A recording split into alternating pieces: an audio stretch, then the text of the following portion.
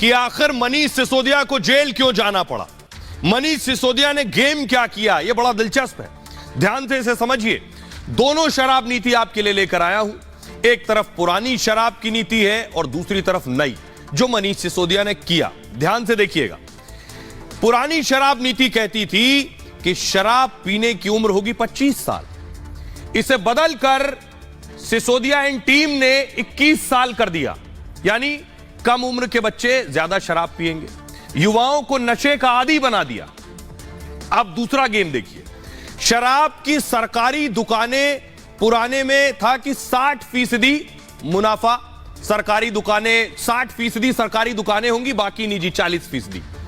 नई नीति में क्या किया, सरकारी 0 होंगी, कोई सरकारी शराब की दुकान नहीं होगी, तो सरकारी मुनाफा खत्म।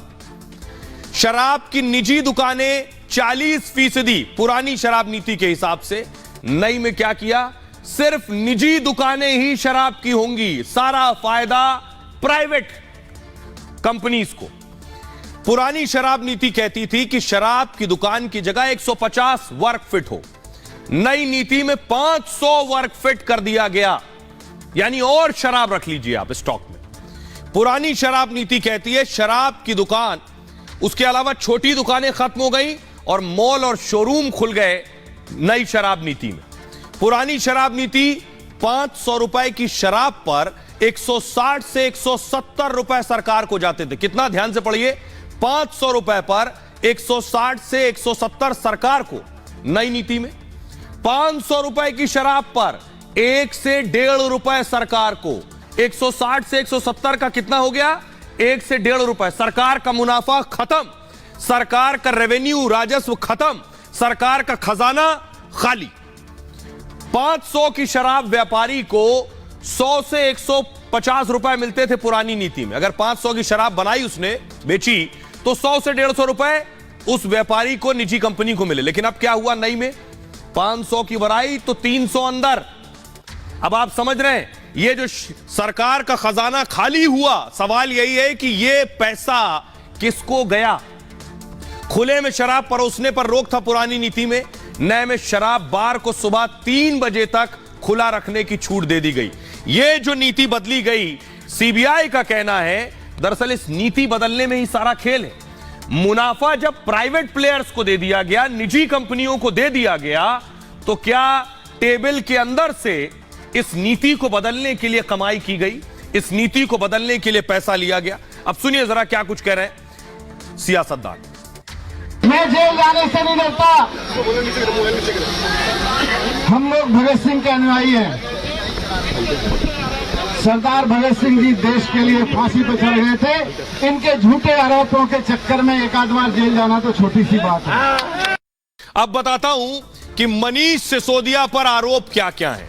जब डिप्टी सीएम रहते हुए आबकारी नीति तय कर रहे थे तो क्या क्या आरोप लगे। नियमों की अनदेखी कर शराब नीति बना दी, शराब के लाइसेंस देने के नियमों में भी अनदेखी की। ब्यूरोक्रेट तो कह रहा है, अधिकारी तो कह रहा है इन्होंने ही नीति बदलवाई है। लाइसेंस धारकों को टेंडर के बाद फायदा पहुंचाया, ठेकेदारों को गलत तरीके से फायदा पहुंचाया गया।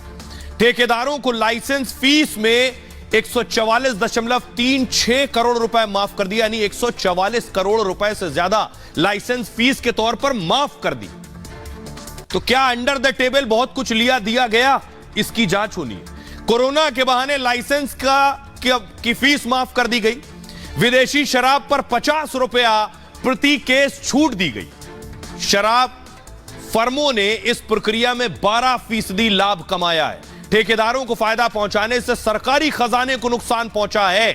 तो ये आखिर सरकारी खजाने को नुकसान क्यों पहुंचाया गया। अब मैं आपको बताता हूं कि शराब घोटाले में आखिर अब तक क्या क्या एक्शन हुआ, कैसे ये कड़ी मनीष सिसोदिया तक पहुंची है। देखिए, एलजी ने यानी उपराज्यपाल ने सीबीआई जांच की सिफारिश की। उसके बाद सिसोदिया के खिलाफ केस दर्ज किया गया। सिसोदिया के आवास पर सीबीआई का छापा भी पड़ा था। सिसोदिया के बैंक लॉकर की तलाशी ली गई। आम आदमी पार्टी के संचार प्रमुख विजय नायर गिरफ्तार हुए। शराब कारोबारी समींद्र महेंद्रू गिरफ्तार हुए। आरोपी अभिषेक बोइनपल्ली गिरफ्तार हुए। सीबीआई ने सिसोदिया से पूछताछ की। 7 आरोपियों के खिलाफ सीबीआई की चार्जशीट और हैदराबाद में के कविता से पूछताछ हुई, केसीआर से रिश्ता है इनका।